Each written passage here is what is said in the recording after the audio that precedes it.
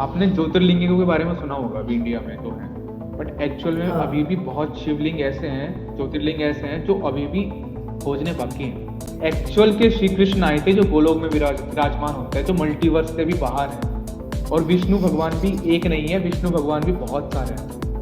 तब ब्रह्मा को पता चला था कि मैं अकेला ब्रह्मा नहीं हूँ, मुझसे भी बड़े क्रिएटर्स हैं, मुझसे भी ज्यादा पावरफुल हैं। जैसे आज कहते हैं कि 3 मुख वाले ब्रह्मा हैं, बट एक्चुअल में 4 मुख वाले भी हैं, 10 मुख वाले भी हैं, 20 मुख वाले ब्रह्मा भी विराजमान हैं। अलग मल्टीवर्स में, अलग टाइमलाइन में वो विराजमान है, और वो क्रिएट कर रहे हैं सब। और मैं बताऊँ आपको, जो सपने आते हैं ना भाई, हम जो सपने देखते हैं एक्चुअल हम्म। में, वो रियलिटी है कि हम्म। हमारा जो माइंड है वो किसी और से कनेक्ट है, दूसरे मल्टीवर्स में। ये जो मल्टीवर्स का कॉन्सेप्ट है अभी आया है, मार्वल्स के ग्रंथों में ऑलरेडी मेंशन है। चिरंजीवी वो लोग होते हैं जिनको अमरता का वरदान मिला होता है, जो भगवान ने उनको वरदान दिया हुआ होता है कि वो चारों युग में स्थापित रहेंगे, जिंदा रहेंगे कलयुग के अंत तक, क्योंकि उनको एंड में साथ देना है भगवान कल्कि का। ये पॉडकास्ट थोड़ा धार्मिक पॉडकास्ट है। अगर आप रिलीजियस हो, अगर आपको रामायण में इंटरेस्ट है, तो ये पॉडकास्ट बिल्कुल आपके लिए है। इस पॉडकास्ट में हम आयुष जी से जुड़ रहे हैं, जिन्हें 18 ग्रंथों का नॉलेज है। इस पॉडकास्ट में हमने ये भी बात करी है कि क्या सचमुच में राम जी नॉन वेजिटेरियन थे या नहीं, शूर्पणखा का रामायण में क्या हुआ, कैसे रावण को पता था कि सीता माँ रावण की बेटी है। तो इन चीज़ों पे बहुत बात करी है। ये वीडियो किसी के भी भावनाओं को ठेस पहुंचाने के लिए नहीं है। हो सकता है कि आपका परसेप्शन हमसे थोड़ा अलग हो। अगर ऐसा है तो आप हमें कमेंट में बता सकते हैं, लेकिन प्लीज़ बुरा मत मानिएगा, क्योंकि ये वीडियो लंबी है। इस वीडियो को आप 1.5x या 2x पे भी देख सकते हैं। तो मिलते हैं वीडियो के दूसरे साइड पे। जय श्री राम। सबसे पहले Ayush, I am really thankful that you are on our show. Welcome on the relatable show for the first time. Ayush, मैं आपसे जानना चाहता हूँ कि आप बहुत यंग हैं, और इस एज में आप रिलीजियस हुए और आप स्पिरिचुअलिटी की तरफ इतना इंक्लाइंड अचानक से कैसे हो गए? एक्चुअली भाई, मेरी लाइफ में 2019 में थोड़ा चेंजेस आए थे जब कोविड आया था। तो मेरी लाइफ ना अचानक स्टक हो गई थी, रुक गई थी बिल्कुल। कोरोना की वजह से भी मैं घर पे बैठ गया था, जो मेरी रिलेशनशिप वगैरह थी, मेरी दोस्त थी, मेरे जो फ्रेंड सर्कल था, वो सब छूट गया था, टॉक्सिक हो गया था मेरे रिलेशन। तो उससे बाहर निकलते निकलते मैं इतना डिप्रेशन एंजाइटी में घुस गया था कि पता ही नहीं मुझे क्या हो गया था। मुझे ना खाने की होश, ना कुछ भी होश नहीं थी। मेरे पेरेंट्स परेशान थे। तब थोड़ा मेरे फादर ने मुझे कहा, "तो श्रीमद् भगवद गीता पढ़ना शुरू।" मैंने श्रीमद् भगवद गीता पढ़ी, तब मुझे मैनेजमेंट ऑफ लाइफ तब समझ में आया कि एक्चुअल में हमारी हर प्रॉब्लम का सॉल्यूशन जो है वो श्रीमद् भगवद गीता में ऑलरेडी लिखा हुआ है। उसके बाद जब मुझे थोड़ा बहुत और इंटरेस्ट आने लगा, मैं कृष्ण भगवान के बारे में जानने लगा, तो फिर मैंने अदर जो पुराण हैं उनको पढ़ना शुरू किया। मैंने विष्णु पुराण पढ़ा, मैंने शिव पुराण पढ़ा है, मैंने फिर गरुड़ पुराण पढ़ा जो बहुत कम लोग पढ़ते हैं। फिर मैं त्रिसंध्या, जो अभी लोगों को पता है कि त्रिसंध्या पाठ करना चाहिए, ऑलरेडी मैं पहले ही कर चुका त्रिसंध्या। वो तब इतना फेमस नहीं था त्रिसंध्या पाठ करना। उसके बाद मैं गर्ग संहिता पे आया, भगवतम करना शुरू करा, तो मुझे मेरा इंटरेस्ट बिल्डअप होने लगा। तब फिर मैंने अपने पेज की शुरुआत की थी, 2000 आई थिंक 22 में मैंने शुरुआत की थी वो कृष्णा। और तब से मैं लोगों को बताता हूँ कि हरि तक पहुंचने का तरीका सरल है इस कलयुग में, बट एक मोटिव चाहिए जाने तक का। वाह, वाह। नहीं, आई फील कि आप इस ऐसे प्रॉब्लम में थे, एंड देन भगवान की वजह से आप उस प्रॉब्लम से निकल पाए, और मतलब इतना कुछ एक्सपीरियंस किया आपने। बट इस सर्टेन एज में आपके साथ, इतने से एज में आपके साथ बहुत कुछ ऐसा भी हुआ जो सबके साथ नहीं होता है। हम ऑफ कैमरा बात कर रहे थे पहले, तो आपने बताया कि कैसा आपके साथ बहुत सारे चमत्कार भी हुए। कुछ है ऐसा जो आप शेयर कर सकते हो हमारे साथ? बिल्कुल, मैं आपके साथ एक किस्सा मैं आपको बताऊं और ये किस्सा भी हाल ही का ही है। मैं अपना एक मेरा भजन शूट होना था शाम एन तक, तो उसके रिगार्डिंग मैं वृंदावन गया हुआ था। तो जब हम जा रहे थे तो हम गोवर्धन परिक्रमा ही कर रहे थे। तो एक टाइम ऐसा आ गया था मेरे पास कि मेरे पास पैसे वगैरह खत्म हो चुके थे। मेरे पास कुछ नहीं बचा हुआ था। सिर्फ मेरे पास 500 रुपये पेटीएम में पड़े हुए थे, और वो भी मुझे मैं खर्च नहीं कर सकता था कि मैं खर्च कैसे करूंगा ये वो। तो मुझे खाना भी खाना था, मुझे बरसाना के दर्शन भी करने थे, हमारा शूट भी बचा हुआ था। और ऑलरेडी जो मेरे साथ लोग थे उनके पैसे खत्म हो चुके थे, वो भी बस यही था कि 500 रुपये बचे हैं, इसमें ही जाना है, इसमें ही रहना है। तो पता नहीं, राधा रानी की कृपा मान लो या फिर क्या, हमको खाना भी मिल गया, हमने खाना भी खा लिया। और हमें स्टे भी मिल गया एक आश्रम में। और वो, मैं बताऊँ, स्टे देते नहीं है वहाँ पे। उस टाइम कुछ फंक्शन वगैरह था और हमें वहाँ पे स्टे भी मिल गया। और जब मैंने अपना बैग खोला था तो मुझे उसमें पैसे भी मिले थे, जबकि मेरे पेरेंट्स ने कोई पैसे रखे हुए नहीं थे उसमें, तब वो पैसे मुझे मिले थे। और मैं रो रहा था कि तो मेरे पास पैसे नहीं है, मैं इनको क्या खिलाऊंगा, इनके साथ क्या होगा, कैसे होगा। एंड लिटरली उसमें मुझे पैसे मिल गए। और जबकि मेरे पेरेंट्स का, मैंने अपने पेरेंट्स से पूछा कि ऐसा कुछ हुआ था, तो उन्होंने कहा हमने कोई पैसे रखे ही नहीं। तब मैं थोड़ा शौक हुआ था कि ये पैसे आए कहाँ से। मैं इससे आपसे जानना चाहता हूँ, तो क्या कभी आपको बाद में पता चला कि वो पैसे कहाँ से आए थे आपके पास? नहीं, मुझे आज तक वो पता ही नहीं चला। मेरे जो टीममेट्स हैं उनको भी नहीं पता कि पैसे, क्योंकि सबके पास खत्म हो चुके, सब खाली हो चुके थे, उनके पास पैसे थे ही नहीं। हमारे पास अब तक याद है, मुझे कैलकुलेशन भी मेरी एकदम करेक्ट है कि मेरे पास सिर्फ 500 रुपये बचे हुए थे। उसके बाद मेरे पास कुछ नहीं बचा हुआ था। और कहते हैं ना कि वहां पे जाना और कृपा पाना बहुत कम लोग पा पाते हैं। और मैं खुद को इतना भाग्यशाली मानता हूँ कि इस एज में मुझे अगर कृपा मिल रही है तो मेरे कुछ अच्छे जन्म होंगे जो मुझे इतनी कृपा मिल रही है। और इतनी छोटी सी एज में भक्ति करना बड़ी बात है, क्योंकि आज के लोग मॉडर्न है ज़्यादा, वे थोड़ा स्पिरिचुअलिटी की हम्म। तरफ आते नहीं है जल्दी से। और एक मेरा अभी एक किस्सा थोड़ा, मैंने एक वीडियो हुई थी मेरी इस पर वायरल कि एक बार मेरे रिलेटिव्स के साथ मैं वृंदावन गया था घूमने के लिए, दर्शन करने के लिए। बाकी बिहारी में हम दर्शन कर रहे थे भाई। तो मेरे जो हम्म। रिलेटिव्स हैं वो लड्डू गोपाल जी लेके गए थे। उन्होंने तब, उनको 1 साल कंप्लीट हुआ था, तो उनको घुमाने लेके गए थे, उनको दर्शन कराने, क्योंकि उनको फिर अब्रोड जाना था बाहर, फिर वो आ नहीं पाते। तो उसके बाद हम बाके बिहारी में दर्शन करने गए थे भाई। और जो हमारे जो रिलेटिव्स के लड्डू गोपाल जी थे वो उनके हाथ से गिर गए, और मंदिर में ही हम्म। कहीं गिर गए। भीड़ बहुत ज्यादा थी वहाँ पे। तो हमने जब जैसे देखना शुरू किया लड्डू गोपाल जी, तो हमें मिले नहीं। उसके बाद हमने जो गोस्वामी जी थे उनसे कहा कि हमारे लड्डू गोपाल जी हैं। उन्होंने अनाउंसमेंट वगैरह कर दी कि लड्डू गोपाल जी हैं, आप थोड़ा संभल के चलना, किसी के पैरों के नीचे ना आए। तो हम बड़े देर तक वहाँ पे ढूंढते रहे, तो हमें मिले नहीं लड्डू गोपाल जी। हम वहाँ पे रात तक रुके। हमने सबसे पूछा रोक रोक के कि आपको भी लड्डू गोपाल जी मिले, आपको भी लड्डू गोपाल जी मिले। मंदिर बंद हो चुका था, कपाट बंद हो चुके थे, और हमें लड्डू गोपाल जी नहीं मिले।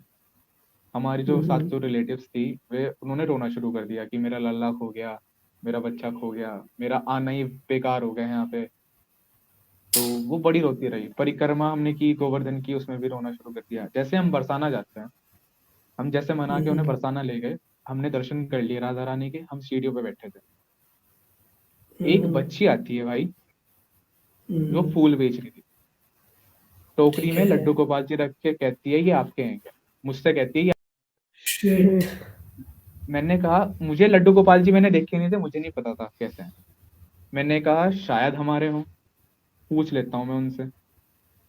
मैंने लिए, उनसे पूछा कि ये हैं क्या आपके लड्डू गोपाल। हम्म। एंड शी इज लाइक यही तो हैं जो खो गए थे, यही है, कहाँ से मिले तुम्हारे पास, कैसे आए। मैंने कहा एक बच्ची ने दिए जो फूल बेच रही है। उन्होंने कहा कहाँ है वो बच्ची। मैं उस बच्ची को कह के आया था तुम रुको मैं पूछ के आता हूँ, अगर हमारे नहीं हुए तो आप वापस ले जाना। मैं जहाँ पे वो बच्ची रुकी थी मैं उनके पास गया, वो बच्ची वहां थी। मैंने फिर, उन्होंने जब मैं उनको साथ आया तो उन्होंने, वो वहाँ बच्ची हमें मिली नहीं। हमने पंडित जी से पूछा जो वहाँ के पुजारी थे जो काम कर रहे थे कि यहाँ पे एक बच्ची खड़ी हुई थी। कह रहे यहाँ पे तो कोई बच्ची नहीं हुई थी, बच्चे तो बाहर हैं, बाहर देख लो जो फूल बेच रहे हैं। हम गए, हम्म। हमें वो बच्ची मिली नहीं। जो फूल बेच रहे लोग, जो लोग फूल बेच रहे थे वहां पे, हमने उनसे पूछा कि एक बच्ची है। तो उन्होंने कहा कि ऐसी तो कोई बच्ची नहीं है यहाँ पे, हम अपने बच्चों को लाते ही नहीं यहाँ पे काम करने के लिए। तो लिटरली जब फिर वो पुजारी से ने हमसे कहा कि बच्ची मिल गई, मैंने कहा नहीं। तो उसने कहा, उन्होंने कहा हुआ क्या था। फिर हमने उनको सारा इंसिडेंट हम्म। बताया। तो उनकी एक बात है भाई, उन्होंने कहा था कि राधा रानी के सामने मस्तक टेक लो, हम्म। ये इतनी करुणामयी है कि इन्होंने अपने प्रियतम तुम्हें सौंप दिए। और भाई जब उस लड्डू गोपाल जी ने टोकरी दी हमने, और उसके अंदर बाके बिहारी का प्रसाद भी रखा हुआ था, और उसके अंदर फूल भी रखे हुए थे, और same Laddu Gopal ji same dress. तो वृंदावन में खोए थे, चमत्कार। बरसाना में मिल गए। राधे रानी ने खुद आपको आके आगे से प्रसाद के साथ साथ लड्डू गोपाल भी। मैं बताऊं, वो बच्ची लग ही नहीं रही थी वो फूल बेच रही है, मैं लिटरली बताऊं। इतनी सुंदर, इतनी प्यारी हम्म। बच्ची थी, और लग ही नहीं रहा था वो फूल बेच रही है। और मैं खुद हैरान हूँ कि मेरे साथ ऐसा हुआ और मैं पहचान नहीं पाया। शायद ये भी इंडिकेशंस होते हैं भगवान के, अगर आप सही रास्ते पे हो, अगर आप सही चीज़ कर रहे हो, तो भगवान भी आप अपने तरफ से भी, वो बोलते हैं ना कि अगर तुम एक स्टेप लो तो भगवान 10 स्टेप लेता है तुम्हारी तरफ। तो शायद यही हो रहा है अभी आपके लाइफ में, टचवुड। भगवान ऐसी कृपा बनाए रखे आप पे और आपके साथ ऐसे चमत्कार होते रहे। आज आज हम मिले हैं हरि की बात करने के लिए ही। आज हम बात करेंगे राम मंदिर के बारे में, आयुष। हम देख रहे हैं कि 22 जनवरी बहुत करीब आ चुका है और राम मंदिर बन चुका है। तो मैंने सोचा कि एक बार रामायण के बेसिस पे आपसे बात की जाए। आपने अभी हमें कितने अच्छे से बताया कि भगवान किस-किस तरह से रूप लेके चमत्कार करते हैं लोगों की ज़िंदगी में, और आपकी ज़िंदगी में भी किया। लेकिन अभी भगवान पे ही सवाल उठते हैं काफ़ी ज़्यादा, और कलयुग में तो बहुत ज़्यादा। वैसे ही अभी भगवान पे सवाल उठ गया कि भगवान नॉन वेजिटेरियन है। हिरण को लेके काफ़ी अफ़वाहें फैल गई। तो मैं चाहता हूँ कि एक बार आप पूरे इसके बारे में बताएँ कि आखिर ये क्या है? क्या सचमुच में रामचंद्र जी नॉन वेजिटेरियन थे? नहीं नहीं, मैं बताऊं, राम जी पूरी तरह वेजिटेरियन थे। और इसका कहानी आप मैं बताऊं, एक गोल्डन हियर डियर से शुरू होती है जो गोल्डन कलर का था, वो हिरन। तो जब सीता मैया ने वो हिरन देखा तो उनके मन में बड़ी व्याख्या हुई कि ये मुझे चाहिए। ठीक है। तो उन्होंने श्री राम से कहा कि आप उसको पकड़ के लाओ मेरे पास, चाहे वो मार के लाओ या फिर जिंदा लाओ। क्योंकि काफी लोग कहते हैं कि भगवान होने के बावजूद भी उन्होंने शिकार क्यों किया, बट एक्चुअल में ये बात है कि जो रावण ने वरदान ग्रहण किया था ब्रह्मा जी से, वो वरदान ये था कि ना मुझे कोई देवता मार पाएगा, ना ही कोई दानव। अगर मेरा अंत होगा तो सिर्फ एक नर के हाथ तो होगा। दैट्स वाई विष्णु जी ने नर का अवतार लिया था। उन्हें कुछ याद नहीं था कि वे भगवान है या क्या है। उनको अपनी शक्तियां प्राप्त नहीं थी, उनको अपनी कोई बल भी प्राप्त नहीं था। उन्होंने जो ग्रहण किया वो विद्या से ग्रहण किया सब कुछ। उन्होंने विद्या ली तो उन्हें शास्त्रों की नॉलेज हुई और अपने शस्त्रों की नॉलेज हुई। दैट्स वाई कभी भी जब आपने रामायण पढ़ोगे कभी ये चमत्कार, क्योंकि अगर चमत्कार दिखाना होता राम जी को तो वे लक्ष्मण जी को जीवित कर सकते थे। ये बात नहीं कि अगर वे उनको पता होता, बट उन्होंने हनुमान जी की सहायता ली इस चीज में। That's why. और सीता माता को पता था वे माँ लक्ष्मी का अवतार, लेकिन राम जी को ये नहीं याद नहीं था कि वे विष्णु का अवतार है। दैट्स वाई सीता मैया को पता था वो जो गोल्डन डियर था वो राक्षस है। इस वजह से उन्होंने ये कहा था कि उसको मार के लाना।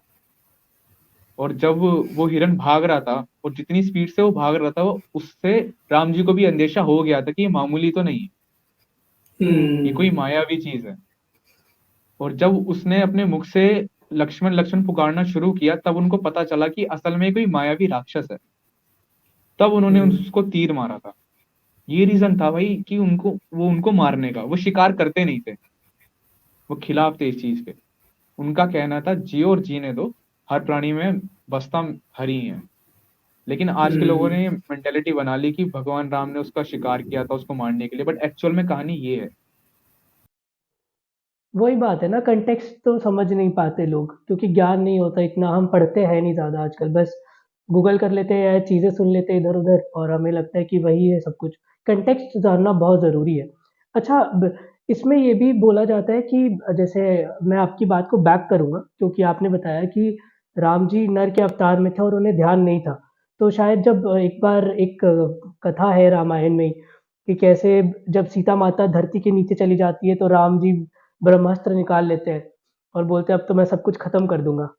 तो ब्रह्मा जी फिर ऊपर से बोलते हैं, बताते हैं उन्हें कि आप चिंता मत करिए, वो लक्ष्मी जी जिंदा है, वो आपके पास वैकुंठ में पहुंच गई है और आप एक नर का रोल प्ले कर रहे हो यहाँ पे, and she will be there with you. तो I feel what you are saying is related to that, कि उनको याद ही नहीं था कि वो भगवान थे। हाँ, उनको याद ही नहीं था। उनको बिल्कुल ही याद नहीं था कि मैं यहाँ पे किस वजह से आऊं। लेकिन मैं बताऊं, वहां पे 3 लोग ऐसे थे जिनको पता था कि श्री राम विष्णु अवतार है। पहला हनुमान जी, उनको पता था वे विष्णु अवतार है। दूसरा सीता मैया, जिनको पता था वे विष्णु अवतार है। और तीसरा रावण। रावण जी को भी पता था कि राम ही श्री विष्णु अवतार है। और मैं बताऊं, रावण से जुड़ी एक बहुत प्यारी स्टोरी है भाई, बहुत अच्छी स्टोरी है कि रावण को आजकल कहते हैं रावण तो राक्षस वगैरह था, उसको पूजनीय कैसे हुआ, उसको पूजते क्यों है हम लोग। तो बात यह है कि रावण ने जो रावण इतना अच्छा है, उसने उसको पता था कि उसका अंत जो है वो हरि विष्णु के हाथ तो होगा, लेकिन उसने सोचा कि मैं अकेले अपना मोक्ष प्राप्त क्यों करूं, मैं अपने पूरे कुल को क्यों ना खत्म करवा दूं भगवान के हाथों, उनको भी क्यों ना मोक्ष दिलवाऊं। दैट्स वाई उसने अपने पहले बेटों को भेजा, फिर दानवों को भेजा, फिर अपने भाइयों को भेजा। जब उनको मोक्ष मिल हम्म गया तब उसने कहा अब मैं अपनी पीढ़ी का मेरा अंत हो चुका है, अब मेरी बारी है मोक्ष की। तब उन्होंने अपना अंत करवाया हम्म। था। इसलिए रावण पूजनीय कहा जाता है। अच्छा, रावण को लेके एक स्टोरी ये भी है ना कि वो स्वर्ग में गेट कीपर हुआ करते थे और फिर उनको शायद बताया गया था कि आप नीचे जाओ, कुछ कर्स दिया गया था शायद, किसी ने उसे कर्स कर दिया था। क्या स्टोरी है ये? स्टोरी ये है भाई, वैकुंठ के दो द्वारपाल हुआ करते थे, जय और विजय नाम के। तो ओके। एक बार एक ऋषि भगवान विष्णु से भेंट करने आए, लेकिन उन द्वारपाल ने उनको रोक दिया और उनका मजाक उड़ाने लगे, आप अभी नहीं जा सकते ऐसे हम्म ऐसे करके। तो वो ऋषि बड़ा क्रोधित हो गए। तो ऋषियों ने उनको श्राप दे दिया कि तुम जिसकी पूजा करते हो ना, तुम जिसके चक्कर में मुझे भगा रहे हो, तुम उसी से दूर रहोगे। तुम उनसे दूर रह के धरती पर विराजमान रहोगे। तो वो बड़े परेशान हो गए जय विजय, क्योंकि वे परम भक्त थे भगवान विष्णु के। तो वे जब हम्म भगवान विष्णु के पास गए तो भगवान विष्णु ने कहा इसके सिर्फ दो उपाय हैं, मैं सिर्फ दो, मैं श्राप हटा नहीं सकता, लेकिन तुम्हारा उद्धार करने के लिए मैं सिर्फ दो बातें कर सकता हूँ। या तो तुम मेरा सात सात जन्म के लिए, या तो तुम मेरे भक्त बन जाओ, या फिर 3 जन्म के लिए तुम मुझसे दुश्मनी कर लो। तो उन्होंने कहा था हम 7 जन्म के लिए अगर आपकी भक्ति भी कर लें फिर भी आपसे दूर रहना पड़ेगा, साजन। इसलिए हम 3 जन्म की दुश्मनी मांगते हैं आपसे।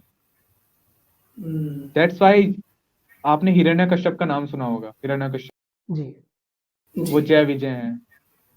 और रावण जो अच्छा। है वो भी जय विजय हैं। और जो द्वापर युग में कंस हुए वो भी जय विजय हैं। ये तीन जो हम्म। ग्रंथों में जो सबसे सुपर विलन का कह लो, या फिर सबसे खतरनाक राक्षस कह लो, असुर कह लो, ये जय विजय हैं। ये स्टोरी है भाई, ये कर्स की। यहाँ से सारी घटना स्टार्ट हुई थी। हुँ। अच्छा, ये बहुत इंटरेस्टिंग है। रावण को ये भी बोलते हैं कि, लेकिन मतलब मैं जस्टिफ़ाई नहीं कर रहे, हम दोनों इनफैक्ट जस्टिफ़ाई नहीं कर रहे रावण को। लेकिन रावण के लिए बहुत नेगेटिव चीज़ें भी बोली जाती है कि वो स्त्रियों को लेके काफ़ी ज़्यादा सेक्सुअल थॉट्स रखता था और ये चीज़ें होती थी। और आजकल कैसे रावण को एक हीरो बनाया जा रहा है, इसको लेके भी बातें होती हैं। तो ये सीता माँ को नहीं छूने के पीछे क्या रावण की मर्ज़ी थी, या क्योंकि वो खुद लक्ष्मी का अवतार थी और उन्हें पता था ये बात, तो वो कंट्रोल कर रही थी? चीज़ें क्या थी इसके पीछे? भाई चीजें दो चीजें से जुड़ी हुई हैं। पहला तो रावण को श्राप मिला हुआ था, और दूसरा उसको अपनी सिर्फ वो मैं बताऊं, एक्चुअल में सीता मैया रावण की पुत्री थी। क्या? एक्चुअल में, हाँ, कैसे? एक्चुअल अगर देखा जाए ना, जो सीता मैया है वो रावण की पुत्री थी। एक बार जब क्या भगवान बात शिव कर की रहे हो आराधना, यार? हाँ, एक बार जब भगवान शिव की आराधना कर रहे थे रावण, तो उन्होंने कहा था कि मुझे परम शक्ति चाहिए आपकी। और उस वक्त परम शक्ति भगवान विष्णु के पास थी। तो उन्होंने, भगवान शिव ने भगवान विष्णु से परम शक्ति लेकर रावण को दे दी। तो जो भगवान, उन्होंने कहा भगवान शिव ने वो एक मटके में रख दी और मटका दे दिया रावण को। हुँ। तो उसने उसने बांध के उसको रख दिया, वो अपने महल में आ चुका। उसने कहा अब मैं जब भगवान की तपस्या पूर्ण हो चुकी है, भगवान की सुबह पूजा करने के बाद वो ग्रहण करूंगा। वो शक्ति कन्वर्ट हो गई खीर में। अब उस शक्ति को ग्रहण कर लिया मंदोदरी ने। मंदोदरी जी अब हुँ। प्रेग्नेंट हो गई, गर्भवती हो गई। तो उसके बाद उन्होंने उत्पन्न किया एक घड़ा, एक और घड़ा उत्पन्न किया उन्होंने। अब रावण ठीक को है। बड़ा क्रोध आया कि इसको फेंक दो, अब तो ये दूषित हो गया। तो वो घड़ा उन राक्षसों ने बहुत दूर जाके छुपा दिया, जनक में। शिट! तो वहां दबा दिया। और जब जनक जी ने वहां पे खुदाई शुरू की, हल चलाया, तब उनको वहां पे पुत्री मिली, जिनका नाम रखा गया था सीता मैया। तो ये वो परम शक्ति है भगवान विष्णु। यार, ये शिव पुराण में लिखा है, कहीं लिखा है? हाँ, मतलब ये कहीं वाल्मीकि रामायण में या शिव पुराण वगैरह में कहाँ मेंशन्ड है ऐसा, मतलब क्योंकि बहुत बड़ा क्लेम कर रहे हो आप। विष्णु पुराण में ऐसा बताया गया है कि सुर तो इस तरह से तो शूर्पणखा और सीता माँ बहनें हो गई। हाँ, बहनें हुई हैं। नहीं, बहन नहीं, वो हो गई, भतीजी हो गई ना उनकी, बुआ लगेगी शायद। हाँ। शिट। और एक कहानी ये ये तो आती है, रावण को ये पता था कि सीता मैया जो है वो उनकी पुत्री है। एक ये रीजन था उनको ना ओ, छूने का। रावण को मतलब आइडिया था। हाँ, उनको पता था ये मेरी पुत्री है, उनको पता था। ये फैक्ट ना बहुत कम लोगों को पता है भाई, मैं बताऊँ, बहुत कम लोगों को इसके बारे में नॉलेज है। बट एक्चुअल में कहानी यहीं से स्टार्ट होती है कि क्यों रावण छू नहीं पाया था। एक्चुअल में उसकी माइंडसेट ऐसा पहले से ही था कि उसको छूना ही नहीं है, क्योंकि वो पुत्री रूप में थी। और जो रावण जी उसको सेक्सुअल, सीता मैया को सेक्सुअली के लिए नहीं उठा के लाए थे। जस्ट वो शूर्पणखा का हम्म। जो अपमान हुआ था उसके लिए उठा के लाए थे। वो रावण जी और राम जी को एक लेसन देना चाहते थे कि जैसे तुम्हारे घर की कोई स्त्री है, ऐसी ही मेरी बहन है। अपमान अपमान की जगह है, लेकिन जैसे तुम विराह में हुए हो, ये कष्ट, जैसे तुम्हें जितना दर्द तुम्हें मिला है सीता मैया के दूर जाने का, इतना ही दर्द मेरी बहन को हो रहा है, अपमान का अपने। तो ये चीज थी, कॉन्सेप्ट, रियल कॉन्सेप्ट ये है, ना कि ये सेक्सुअल हरेसमेंट वाला कुछ उठा के लिया है, ऐसा कुछ नहीं था। मेन रीजन ये था कि उनको सिर्फ राम जी को एक लेसन देना था। ये मेन पॉइंट था। अच्छा। अच्छा, रावण से बाहर आते हैं और राम जी पे आते हैं। आपने अवतारों की बात करी और हमें सबको पता है कि राम जी विष्णु जी के अवतार थे, लेकिन विष्णु जी के 10 अवतार थे। तो इसमें से राम जी कौन से नंबर पे थे? राम जी 8वें अवतार थे। 8वें अवतार थे। 8वें अवतार थे, अगर एक्चुअल में हम गिने ना, तो 8वें अवतार हम्म। थे। और मैं अगर रियलिटी बताऊं, तो लोग कहते हैं कि 8वां अवतार जो था वो श्री कृष्ण थे ओके। और 7वें श्री राम थे। बट एक्चुअल में लोग ये भूल जाते हैं कि एक अवतार भगवान ने लिया था। हायग्रीव, आपने सुना हो, हायग्रीव राक्षस था एक, उसको मारने हम्म। उसने वरदान लिया था कि मुझे भी एक दूसरा हायग्रीव ही मार सकता है। तब भगवान ने हायग्रीव का रूप लिया था। तो वो अवतार हमारे ग्रंथों में लिखा हुआ है, लेकिन आज के लोग भूल जाते हैं। तो ऐसे देखें तो भगवान, उनके 8वें अवतार श्री राम है, 9वें श्री कृष्ण है, 10वें अब होंगे कल की अवतार। जैसे लोग बहुत कहते हैं कि गौतम बुद्ध भी भगवान विष्णु के अवतार हैं, बट एक्चुअल में ऐसा नहीं है, क्योंकि उनका जिक्र ग्रंथों में नहीं किया गया। क्योंकि हमें सभी अवतारों ने ये बताया है कि परम स्थल मोक्ष की प्राप्ति कैसे करनी है, और लेकिन गौतम बुद्ध ने बताया कि भगवान नाम की कोई चीज है ही नहीं, हम्म। पत्थर को पूजो ही हाँ, मत। उनकी फिलॉसफी थोड़ी अलग थी अलग हिंदुइज्म थी। से। उनको आप एज अ, मैं बताऊं तो, वो कह सकते हैं, देव पुरुष कह सकते हैं, आदि पुरुष हम्म। कह सकते हैं, लेकिन एज अ गॉड नहीं है वे। गॉड की पावर्स अलग। मैं आपको बताऊं, सबको लगता है कि जो भगवान श्री कृष्ण है वो विष्णु का अवतार है, बट एक्चुअल में हम्म। ऐसा नहीं। क्या? एक्चुअल में ऐसा नहीं है। ये जो द्वापर युग गया है ना, ये जो अभी द्वापर हम्म। युग गया है भाई, इसमें हम्म। एक्चुअल के श्री कृष्ण आए थे जो गोलोक में विराजमान होते हैं, जो मल्टीवर्स से भी बाहर है। और विष्णु भगवान भी एक नहीं है, विष्णु भगवान भी बहुत सारे हैं। पहले विष्णु हम्म। आएंगे, फिर महाविष्णु आएंगे, फिर उनसे सुप्रीम विष्णु आएंगे, फिर उनसे भी सुप्रीम विष्णु आएंगे, फिर श्री कृष्ण आएंगे। और भगवान श्री कृष्ण और विष्णु अवतार श्री कृष्ण में बहुत फर्क है। जो विष्णु अवतार श्री कृष्ण है वे वध ज्यादा करते हैं और लीलाएं कम करते हैं। और जो गोलोक वाले श्री कृष्ण है वो लीलाएं ज्यादा करते हैं, वो वध नहीं करते। हम्म। समझ गया।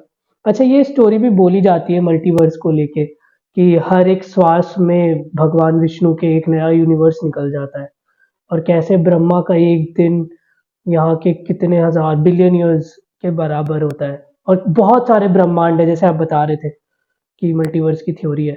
इसको लेके थोड़ा और बताइए, इसमें कि क्या है मल्टीवर्स की थ्योरी? इसकी एक स्टोरी बताता हूँ भाई आपको। एक हाँ। राजा थे जिन्होंने अपनी पुत्री का विवाह एक दूसरे राज्य में किया था।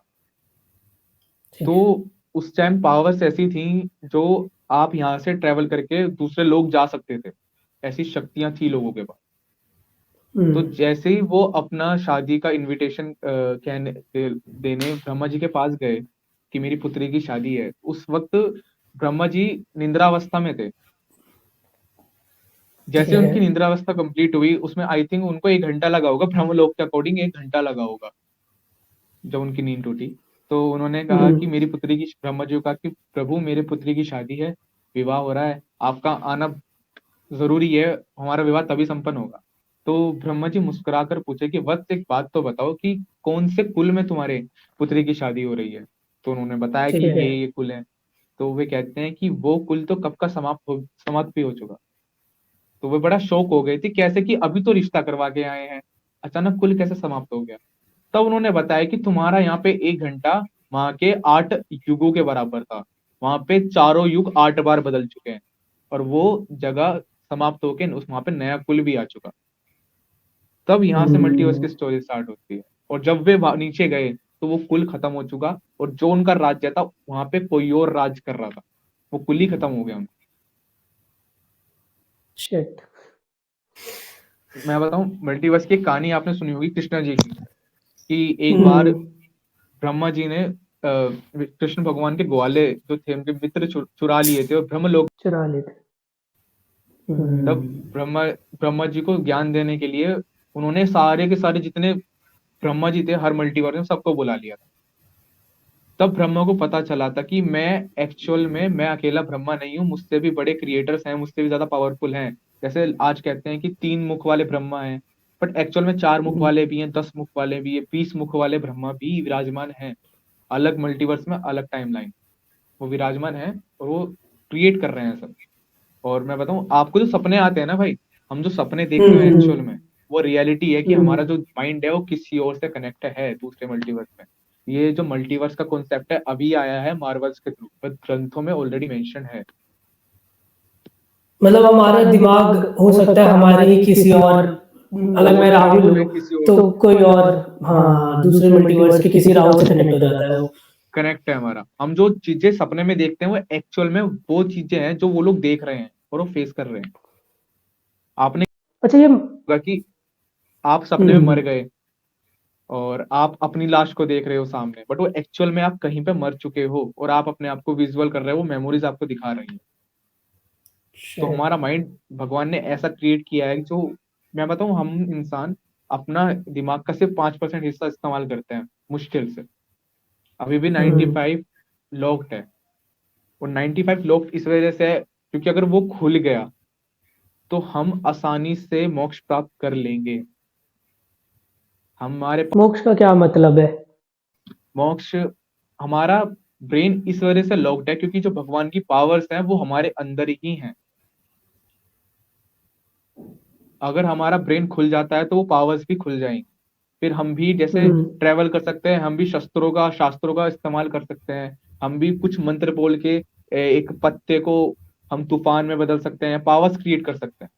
जो पावर्स एक्चुअल हम्म, में हमारे अंदर ही हैं। आपने सुना होगा हमारे अंदर 7 चक्र हैं। हम्म, अगर वो जनरेट हो गए, वो खुल गए अगर सारे, तो हम भी किसी देव पुरुष से कम नहीं होंगे।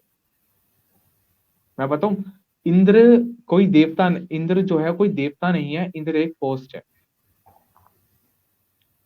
जब उसका टाइम पीरियड खत्म हो जाता है तो इंद्र भी मरता है, इंद्र भी बदलते हैं। अब तक हम्म। टोटल 11 इंद्र बदल चुके हैं। और मैं और ये बताऊं शायद आपने कोई सुना हो, इंसान।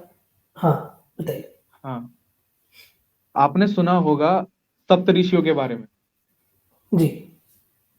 और हमारे जो चिरंजीवी हैं वे भी साथ ही हैं। हम्म। कलयुग के अंत के बाद यही 7 चिरंजीवी आगे जाके सप्त ऋषि बनेंगे। अच्छा।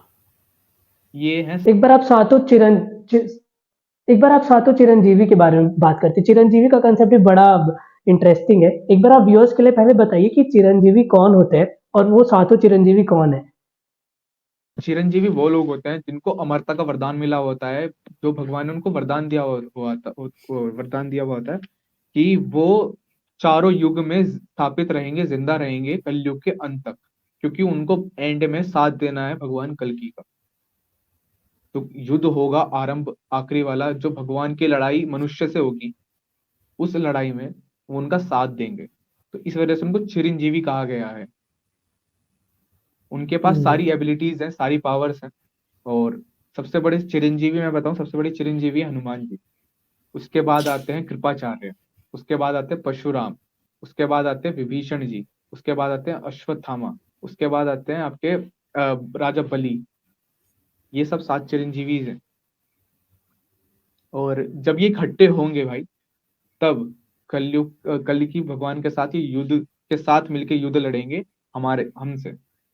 और जो जितना भी हम्म। दानव और जो मैं बताऊं पाताल लोक से भी कुछ राक्षस हैं ऐसे, जो बाहर आएंगे लड़ने के लिए हमसे, हमारे साथ। जो कली है वो अपने परम रूप में आ जाएगा, तब वो भगवान से युद्ध लड़ेगा। और वे तब तक नहीं भगवान कल की तब तक नहीं रुकेंगे जब तक उनके जो घोड़े हैं, उनके जो वाहन है, उनके घुटने तक खून ना आ जाए। वो तब तक नहीं शिट। रुकेंगे, इतने क्रोध में होंगे। शिट। अच्छा, राजस्थान में एक मंदिर है, उसमें बोला जाता है कि एक वाइट घोड़ा है, और वो मतलब उसके दोनों पैर आगे के उठे हुए हैं। और बोला जाता है कि जब कल्कि अवतार हो जाएगा और जब कल्कि अवतार आएंगे उस घोड़े के पास और उस घोड़े को टच करेंगे तो वो असल घोड़ा बन जाएगा और उसके पैर नीचे हो जाएंगे धीरे धीरे, और उसी घोड़े पे बैठ के कल्कि अवतार जाएंगे। कल्कि अवतार को भी लेके बहुत चीजें है, कोई बोलता है कि हो चुका है अवतार, कोई बोलता है कि अभी तो बहुत बिलियन ईयर्स बाकी है। क्या है इसके पीछे? भाई अभी एक बहुत ट्रेंडिंग टॉपिक चल रहा है इंडिया में, भविष्य मली का।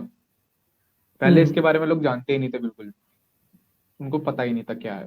बट जैसे जैसे ये आया है सामने, तो कुछ चीजें क्लियर हुई हैं। जैसे मैंने भविष्यवाणी का पढ़ी है, और उसमें जितने इंसिडेंट बताए गए हैं, लिखे गए हैं, अब तक वो उसी टाइम पे उसी दिन सच हो चुके हैं। जितनी भी उसमें घटनाएं और प्रिडिक्शन बताई गई हैं। और आने वाली प्रिडिक्शन शिट। ये है कि भाई 2032 में कलयुग अंत हो जाएगा और सतयुग की स्थापना हो जाएगी। ये नहीं है कि जो अर्थ है वो खत्म हो जाएगी, नहीं।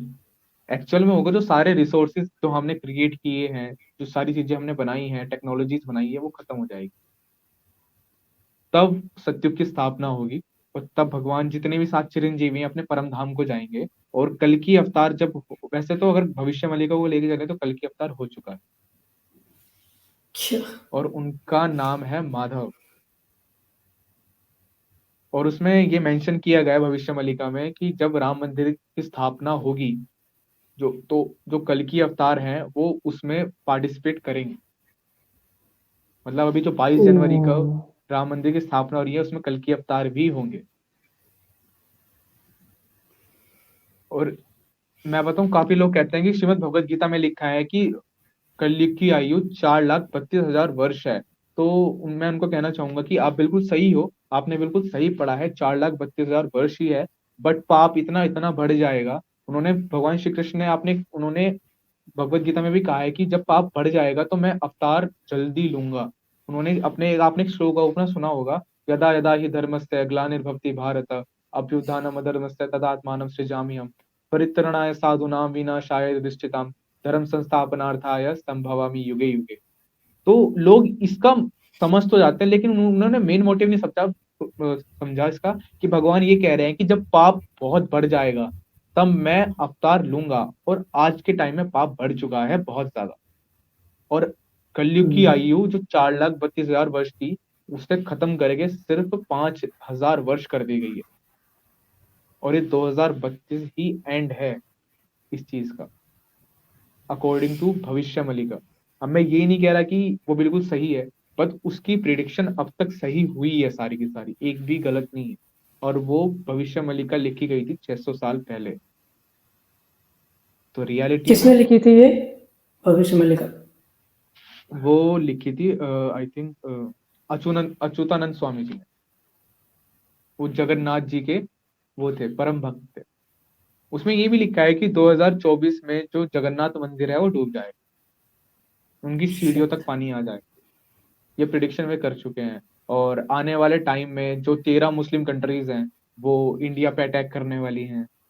और एक्चुअल में अभी आपने एक किस्सा सुना होगा मालदीव्स का, हम्म। जो इंडिया के अचानक अगेंस्ट हो गया। तो उसमें मालदीव्स का भी लिखा हुआ है साफ साफ कि ऐसा भी होगा। और एक्चुअल में ऐसा हो गया। कोई और प्रिडिक्शन ऐसी उसकी जो सच हुई हो जो आपको पता हो? उसमें लिखा हुआ है कि मोहन जो गांधी जी हैं उनकी डेथ कैसे होगी, उसमें साफ साफ लिखा हुआ है। 600 साल पहले बता दिया था कि गांधी जी आएंगे, आजादी की लड़ाई लड़वाएंगे, उनके आखिरी शब्द क्या होंगे और उनको मारेगा कौन, वो लिखा हुआ है साफ साफ गांधी जी के बारे में। उसमें कोरोना का भी जिक्र है भविष्य मलिका में, कि एक महामारी आएगी, इस समय से इस समय तक रहेगी, और 2024 में वो वही महामारी और बड़ी हो जाएगी और घर घर तक पहुंच जाएगी। उन उसमें एक लाइन है हाँ। कि कलयुग के मानव जिस चीज को अंत समझेंगे, एक्चुअल में वही आरंभ होगा। तो वो मेंशन है सारे युद्ध, जो युद्ध चल रहा है एक्चुअल में उसके लिए। और एक टाइम आएगा 2029 जब इंडिया पूरे वर्ल्ड पे राज कर रहा होगा, तब उसको हटाने के लिए काफी कंट्रीज सामने आएंगी, जो आज हमारे दोस्त लगता है कि हमारे दोस्त हैं, जैसे अमेरिका, ऑस्ट्रेलिया, ये सब हमारे दोस्त कहने को है। यही हमारे अगेंस्ट हो जाएंगे, यही चाइना पाकिस्तान से के साथ मिल जाएंगे और यही हमारे साथ पे अटैक करेंगे। अच्छा, एक चीज़ और पूछनी थी, क्योंकि मतलब भविष्य मालिका आप कोट कर रहे हो, लेकिन माया कैलेंडर को लेके भी ऐसी बातें हुई थी और बोला गया था 2012 में सब खत्म हो जाएगा। तो फिर हम इसे सीरियसली ले क्यों? मतलब हो सकता है कि कोइंसिडेंस हो। नास्ट्राडेमस करके एक बंदा है, जो बहुत साल पहले बहुत भविष्यवाणी करके गया, जो उसकी सच होती है। तो हो सकता है कि कुछ बातें लिखी हुई कहीं कहीं सच हो जाती हो और कुछ बातें ऐसे ही हो। सिम आपने एक कार्टून का नाम सुना होगा, सिम्पसन्स। हाँ। उसकी भी सारी प्रिडिक्शन अब तक सच हुई हैं, और उसके जो उसका मेकर है, उसका डायरेक्टर है, उसका पता ही नहीं, वो अननोन। हम्म। उसने अब तक जितनी अपने शो में प्रिडिक्शन दिखाई है वो सारी सच हुई। हाँ। और भविष्य मलिका में ये लिखा हुआ है कि साफ साफ जब कलयुग का अंत निकट आएगा, तब लोग भविष्य मलिका पे विश्वास नहीं करेंगे। लेकिन उसमें एक डेट लिखी हुई है कि 2026 में जाके लोग भविष्य मलिका को मानेंगे, कि जब सर्वनाश हद से ज्यादा बढ़ जाएगा तब उन लोगों में भविष्य मलिका पर विश्वास होगा, लेकिन तब समय गुजर चुका होगा। तो क्या करना चाहिए अगर एंड पास में है, तो आपके हिसाब से क्या करना चाहिए फिर लोगों को?